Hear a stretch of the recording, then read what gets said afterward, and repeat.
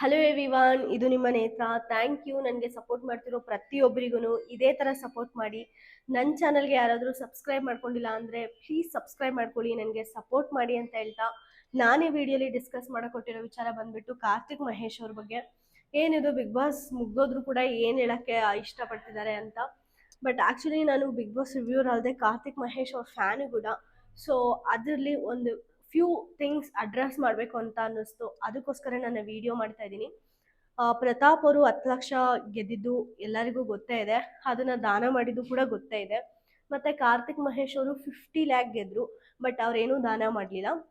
ಯಾಕಂದ್ರೆ ಅವರಿಗೆ ಆದ ಪರ್ಸನಲ್ ಪ್ರಾಬ್ಲಮ್ ಇರುತ್ತೆ. ಇದನ್ನ ಆಚೆ ಇರೋರು ಅರೆ ಪ್ರತಾಪೇ ವಿನ್ ಆಗ್ಬೇಕಾಗಿತ್ತು, ನೋಡು ಅವನು ಕಾಮನ್ ಮ್ಯಾನ್ ಬಗ್ಗೆ ಎಲ್ಲ ಥಿಂಕ್ ಮಾಡ್ತಾ ಇದ್ದಾನೆ, ಕಾರ್ತಿಕ್ ನೋಡು ಗೆದ್ದ ತಕ್ಷಣ ಜಾಸ್ತಿ ಸೆಲ್ಫಿಶ್ ಆಗಿ ಹೋಗ್ಬಿಟ್ಟ, ಒಂದ್ ಸ್ವಲ್ಪ ಆದ್ರೂ ಡೊನೇಟ್ ಮಾಡ್ಬೇಕಾಗಿತ್ತಲ್ಲ, ಪ್ರತಾಪೇ ಗೆದ್ದಿರ್ಬೇಕಿತ್ತು ಅಂತೆಲ್ಲ ಮಾತಾಡ್ತಾ ಇದ್ದಾರೆ ಜನ.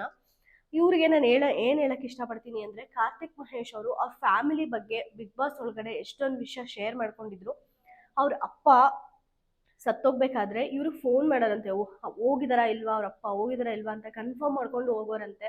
ಅಷ್ಟು ಮೆಡಿಕಲ್ ಚಾರ್ಜಸ್ ಆಗಿರ್ಬೋದು, ಅಷ್ಟು ಮೆಂಟಲ್ ಪ್ರೆಷರ್ನ ಅವರು ಏನದು ತಡ್ಕೊಂಡಿದ್ದಾರೆ. ಅಷ್ಟೆಲ್ಲ ತಡ್ಕೊಂಡು ಈಗ ಒಂದು ಸ್ಟೇಜಲ್ಲಿ ಅವ್ರಿಗೆ ಏನೋ ಒಂದು ಸ್ವಲ್ಪ ಸಿಗ್ತಿದೆ ಅಂದರೆ ಅದನ್ನು ಕೊಟ್ಬಿಟ್ಟು ಅವ್ರು ಏನು ಮಾಡಬೇಕು ಅಂತ ಅಲ್ವಾ. ಅಕಸ್ಮಾತ್ ಅವ್ರು ನಮ್ಗೆ ಕೊಟ್ಟರು ಅಂತಲೇ ಅಂದ್ಕೊಳ್ಳಿ, ಅವ್ರು ರೆಂಟಲ್ ಹೌಸಲ್ಲಿ ಇದ್ದಾಗ ಜನನೇ ಮಾತಾಡ್ಕೋತಾರೆ, ಅರೆ ಅಲ್ಲಿ ಪೋಸ್ಟ್ ಕೊಡೋಕ್ಕೆ ಎಲ್ಲಾನು ದಾನ ಮಾಡಿಬಿಟ್ಟ, ಇವಾಗ ನೋಡು ಇವನೇ ರೆಂಟ್ ಹೌಸಲ್ಲಿ ಇದ್ದಾನೆ ಅಂತ ನೀವೇ ಮಾತಾಡ್ತೀರಾ ಕೊನೆಗೆ. ಸೊ ಕಾರ್ತಿಕ್ ಅವ್ರಿಗೆ ಅವಶ್ಯಕತೆ ಇರೋದ್ರಿಂದನೇ ಅವ್ರಿಗೆ ಕೊಡಲಿಲ್ಲ ಅಷ್ಟೇ. ಮತ್ತೆ ಪ್ರತಾಪ್ನ ನಾವೇನು ಅನ್ನೋಕ್ಕಾಗಲ್ಲ, ಯಾಕಂದ್ರೆ ಆ ಥರ ಡಿಸಿಷನ್ ತಗೊಳ್ಬೇಕು ಅಂದರೆ ಅದು ಸುಮ್ಮನೆ ಮಾತಲ್ಲ. ಅವರು ಅಷ್ಟೇ ಅಲ್ಲದೆ ಅವ್ರಿಗೆ ಕೊಟ್ಟಿರೋ ಗಾಡಿ ಕೂಡ ಯಾರಾದರೂ ಡೆಲಿವರಿ ಬಾಯ್ ಒಂದು ರೆಂಟೆಡ್ ಆಗಿ ಮಾಡ್ತಾ ಇರ್ತಾರಲ್ಲ ವೆಹಿಕಲ್ ತಗೊಂಡು, ಅವರಿಗೆ ದಾನ ಮಾಡ್ತೀನಿ ಅಂದರು. ಅದು ನಿಜವಾಗ್ಲೂ ನಾವು ಮೆಚ್ಚಬೇಕಾಗಿದೆ. ಬಟ್ ಕಾರ್ತಿಕ್ ಅವ್ರ ಪರಿಸ್ಥಿತಿ ಇಲ್ಲಿ ಬೇರೆ ಇದೆ, ಪ್ರತಾಪ್ ಅವ್ರ ಪರಿಸ್ಥಿತಿ ಇಲ್ಲಿ ಬೇರೆ ಇದೆ.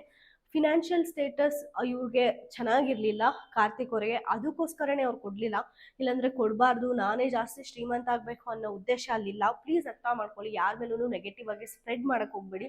ವಿನ್ನರ್ ಆಗಿದ್ದಾರೆ, ಸೆಲೆಬ್ರೇಟ್ ಮಾಡೋಣ ಅಂತ ನಾನು ಹೇಳಕ್ಕೆ ಇಷ್ಟಪಡ್ತೀನಿ. ಇನ್ನೊಂದು ನಾನು ಏನು ಹೇಳಕ್ಕೆ ಇಷ್ಟಪಡ್ತೀನಿ ಅಂದರೆ, ಕಾರ್ತಿಕ್ ಅವ್ರ ಗರ್ಲ್ ಫ್ರೆಂಡ್ ಇವರು ಅಂತ ಫುಲ್ ಸರ್ಕ್ಯುಲೇಟ್ ಮಾಡ್ತಾ ಇದ್ರು. ಈಗ ಅವರೇ ಒಂದು ಕನ್ಫರ್ಮೇಷನ್ ಕೊಟ್ಟಿದ್ದಾರೆ ಕಾರ್ತಿಕ್ ಅವರು. ನೀವು ಸ್ವಲ್ಪ ಜನ ನೋಡಿರ್ಬೋದು, ಕಿರಿಕೀರ್ತಿ ಅವ್ರ ಇಂಟರ್ವ್ಯೂ ಅಲ್ಲಿ ಕಿರಿಕೀರ್ತಿ ಅವರು ಫೋಟೋ ತೋರಿಸಿ ಹೇಳ್ತಾರೆ, ಇವರೇ ನಿಮ್ಮ ಗರ್ಲ್ ಫ್ರೆಂಡ್ ಅಂತ ಸರ್ಕ್ಯುಲೇಟ್ ಆಗ್ತಾ ಇದೆ ಸೋಷಿಯಲ್ ಮೀಡಿಯಾ ಅಲ್ಲಿ, ಏನು ಹೇಳಕ್ಕೆ ಇಷ್ಟಪಡ್ತೀರಾ ಇದ್ರ ಬಗ್ಗೆ ಅಂತ. ಕಾರ್ತಿಕ್ ಮಹೇಶ್ ಅವರು ಅದಕ್ಕೆ ಕ್ಲೀನಾಗೆ ಆನ್ಸರ್ ಮಾಡಿದ್ದಾರೆ.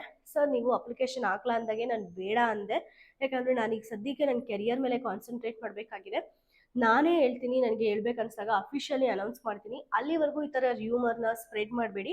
ನೀವು ತೋರಿಸ್ತಾ ಇರೋ ಹುಡುಗಿ ನನಗೆ ಜಸ್ಟ್ ಫ್ರೆಂಡ್ ಅಷ್ಟೇ, ವಿ ಆರ್ ಗುಡ್ ಫ್ರೆಂಡ್ಸ್, ಅದಕ್ಕಿಂತ ಜಾಸ್ತಿ ಇನ್ನೇನು ಇಲ್ಲ ಅಂತ ಒಂದು ಕನ್ಫರ್ಮೇಷನ್ ಕೂಡ ಕೊಟ್ಟಿದ್ದಾರೆ. ಸೊ ಇದನ್ನೆಲ್ಲ ಅರ್ಥ ಮಾಡಿಕೊಂಡು ಗೈಸ್, ಯಾಕಂದರೆ ಅವ್ರಿಗೂ ಒಂದು ಪರ್ಸ್ನಲ್ ಲೈಫ್ ಇದೆ, ಅವ್ರು ಆ್ಯಕ್ಟರೇ ಆಗಿರ್ಬೋದು, ಬಟ್ ಅವರಿಗೂ ಕೂಡ ಒಂದು ಪರ್ಸ್ನಲ್ ಲೈಫ್ ಇರುತ್ತೆ, ಅದನ್ನು ನಾವು ರೆಸ್ಪೆಕ್ಟ್ ಮಾಡಬೇಕಾಗುತ್ತೆ. ಸೊ ಅಂಟಲ್ ಒಂದು ಅಫಿಷಿಯಲ್ ಆಗಿ ಅವ್ರ ಕಡೆಯಿಂದ ಅನೌನ್ಸ್ಮೆಂಟ್ ಬರೋವರೆಗೂ ಯಾವುದೇ ಒಂದು ರ್ಯೂಮರ್ನ ಸ್ಪ್ರೆಡ್ ಮಾಡಬಾರ್ದು ಅಂತ ನನಗನ್ಸುತ್ತೆ. ಮತ್ತು ಅವ್ರ ವಿನ್ನಿಂಗ್ ಮೂಮೆಂಟು ಅಷ್ಟೇ, ಪ್ಲೀಸ್ ಸೆಲೆಬ್ರೇಟ್ ಮಾಡಿ. ಒಬ್ಬ ಕಾಮನ್ ಮ್ಯಾನ್ ಅಂತಲೇ ಹೇಳ್ಬೋದು, ಅವ್ರು ಜಸ್ಟ್ ಸೆಲೆಬ್ರಿಟಿ ಆಗಿರ್ಬೋದು, ಬಟ್ ಅವರು ಮಿಡಲ್ ಕ್ಲಾಸೇ, ಅವರಿಗೂ ಕೂಡ ನಾವು ಚೆನ್ನಾಗಿರ್ಬೇಕು ಅಂತ ಆಸೆ ಇರುತ್ತೆ. ಅದನ್ನೇ ಕಾರ್ತಿಕ್ ಮಹೇಶ್ ಕೂಡ ಮಾಡಿದ್ದು. ಅವರು ಕೂಡ ಲೈಫಲ್ಲಿ ಚೆನ್ನಾಗಿರಲಿ ಅಂತ ಎಲ್ಲರೂ ಆಶಿಸೋಣ ಅಂತ ಹೇಳ್ತಾ ನಾನು ಈ ವಿಡಿಯೋಲಿ ಹೇಳಕ್ಕೆ ಇಷ್ಟಪಟ್ಟಿದ್ದು ಇಷ್ಟೇ. ನಿಮಗೆ ಈ ವಿಡಿಯೋ ಇಷ್ಟ ಆದರೆ ಪ್ಲೀಸ್ ಲೈಕ್ ಮಾಡಿ, ಶೇರ್ ಮಾಡಿ, ಸಬ್ಸ್ಕ್ರೈಬ್ ಮಾಡ್ಕೊಳ್ಳಿ. ಆದಷ್ಟು ಫುಲ್ ವಿಡಿಯೋ ನೋಡೋಕ್ಕೆ ಟ್ರೈ ಮಾಡಿ. ನೋಟಿಫಿಕೇಶನ್ ಐಕಾನ್ನ ಕ್ಲಿಕ್ ಮಾಡಿ, ನಾನು ವಿಡಿಯೋ ಮಾಡಿದ ತಕ್ಷಣ ನಿಮಗೆ ಇಮಿಡಿಯೇಟ್ಲಿ ನೋಟಿಫಿಕೇಶನ್ ಬರುತ್ತೆ ಅಂತ ಹೇಳ್ತಾ ನಾನು ಈ ವಿಡಿಯೋನ ಮುಗಿಸ್ತಾ ಇದ್ದೀನಿ. Thank you so much.